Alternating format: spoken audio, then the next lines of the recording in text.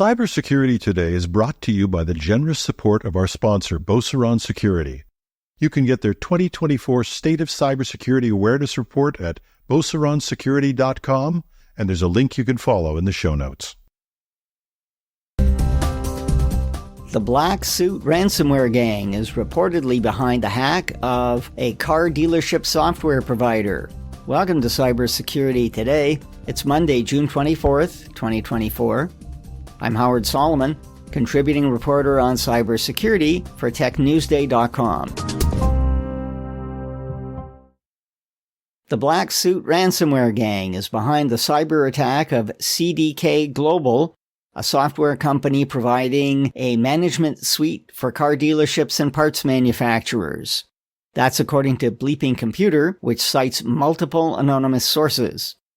Listeners who caught my Week in Review podcast over the weekend will recall that one of the topics David Shipley and I discussed was the double cyber attack last week on CDK Global. Thousands of car dealerships and parts manufacturers in the US, Canada, and Mexico rely on its management suite. The company was hit twice. The intrusion was detected on Wednesday, so IT systems were shut. Later the same day, some solutions were restored, only to see another attack within hours.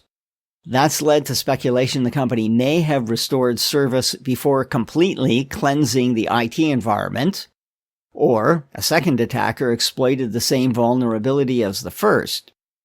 Bloomberg News reports the attacker is demanding tens of millions of dollars in ransom from CDK Global. I asked the company for comment on the Bloomberg report. On Sunday afternoon, a spokesperson only said that it will take several more days to restore all of its IT systems. Meanwhile, it's helping partners with alternate ways of doing business. CDK Global is part of Canadian-headquartered Brookfield Asset Management, part of Brookfield Corp. IT administrators that haven't patched their SolarWinds Serv-U file transfer applications are in trouble. Hackers are already looking for unpatched Windows and Linux versions after word of a vulnerability was publicized early this month. That's according to researchers at Grey Noise Labs. The vulnerability allows an unauthenticated attacker to access any file from the file system. The researchers know this application is under attack because they deployed a honeypot to see how much action it attracts. Many threat actors are using a remote access trojan called Rafel for compromising Android devices of corporate employees. Now cyber defenders can read background research on how Rafel works and what to look for. The research was put out by Checkpoint Software, which notes most targets have been in the US, China, and Indonesia, but victims have also been seen in France, Russia, Italy, Germany, and India. The danger is that employees' contact lists could be leaked, as well as two-factor login authentication codes. IT and telecom administrators should note that mobile devices with older versions of Android, that is, versions 11 and lower, are the most commonly exploited. In fact, devices running Android's version 11, 10, 9, and 8 account for more than 50% of infections. Lesson to IT leaders and employees: continuing to use old Android devices that can't get security updates is a big security risk. IT and security leaders should also have policies forbidding employees from downloading applications from anywhere except approved app sites. Malware for mobile devices is often distributed through apps that pretend to be legitimate and are spread through sites, including Instagram and WhatsApp.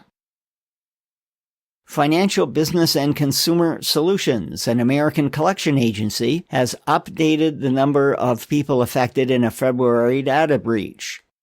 Initially, it said just over 1.9 million people were affected. In the latest filing with Maine's Attorney General's office, it now says just over 3.4 million were affected. Medical device manufacturer LivaNova is notifying over 129,000 Americans of an October 2023 cyber incident, which resulted in the theft of personal information. That included names, phone numbers, email addresses, social security numbers, dates of birth, and medical information. Jeans manufacturer Levi Strauss is notifying over 72,000 people who bought products on its website of a possible data breach. On June 13th, a hacker launched a credential stuffing attack on the Levi website, and that attacker may have seen information of customers who opened an online account. That included their names, email addresses, physical addresses, and partial credit card information if the buyer saved the payment method. Ventura County Credit Union, a California financial institution, is notifying over 44,000 people of a data breach after an outsider was able to access an employee's email account in January. The information included people's names, social security numbers, and financial account information. And finally, people doing online searches for the Oculus virtual reality software are being tricked into downloading malware. Researchers at eCentire say victims who aren't careful are getting a fake Oculus installer that takes screenshots of their devices for capturing passwords or other sensitive information.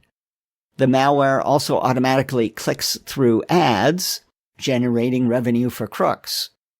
Oculus, now called MetaQuest, can only be obtained from Meta. There's no free version of the software. That's it for now.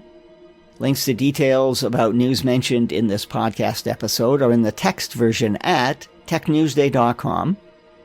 Follow Cybersecurity Today on Apple Podcasts, Spotify, or add us to your flash briefing on your smart speaker.